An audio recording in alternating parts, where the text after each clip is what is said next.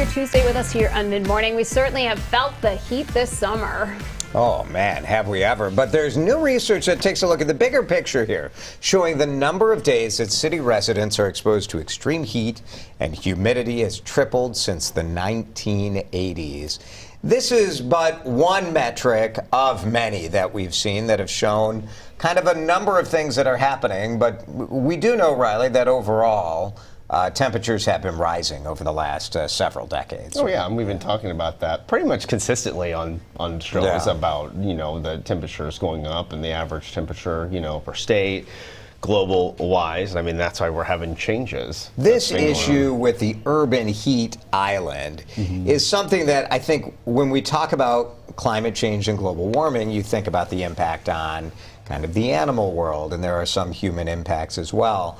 This, I think, is very much an economic measure where you look at the fact that more and more people are living in urban areas, and there's less and less vegetation, especially in the most impoverished areas, to try to absorb some of that heat, right? Right. Yep. The people who live in the poorer neighborhoods are the ones that are feeling it the most. What's also happening, too, though, when we're talking about extreme heat, we're talking about heat that feels like 106 degrees. So we're talking about very extreme heat. So when you talk about the economic output, when you're working in that heat, you can't work for very long. Oh, yeah, it's so people difficult. can only, their ability to work goes down, the economic output comes down.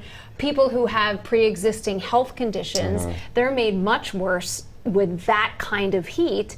And then multiply it with the increasing growth in these urban areas. And in a lot of cities, you have kind of a disaster. Right, and that's the thing, and I don't think it's going to, you think about how that would change and how would businesses or, kind of work with this in a way where people can still get their stuff accomplished, get their amount of work hours in, that sort of thing. So it's not an issue anymore. But if you do look at it, we always talk about people who are working out in the factories or places that don't have air conditioning, that sort of thing. It's oppressive. It's hard. Yeah.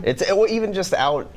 We talk about more city stuff, but farming life too is hard. To have this triple in such a short period of time, though, isn't temperature alone. Some of this is that population growth. And we've seen here in America, especially, how much Americans have decided that they want to live in warm weather climates, right? People are moving to Savannah, they're moving to Vegas, and they're moving. And so I wonder, when we look at this as an issue and you think about it as a country,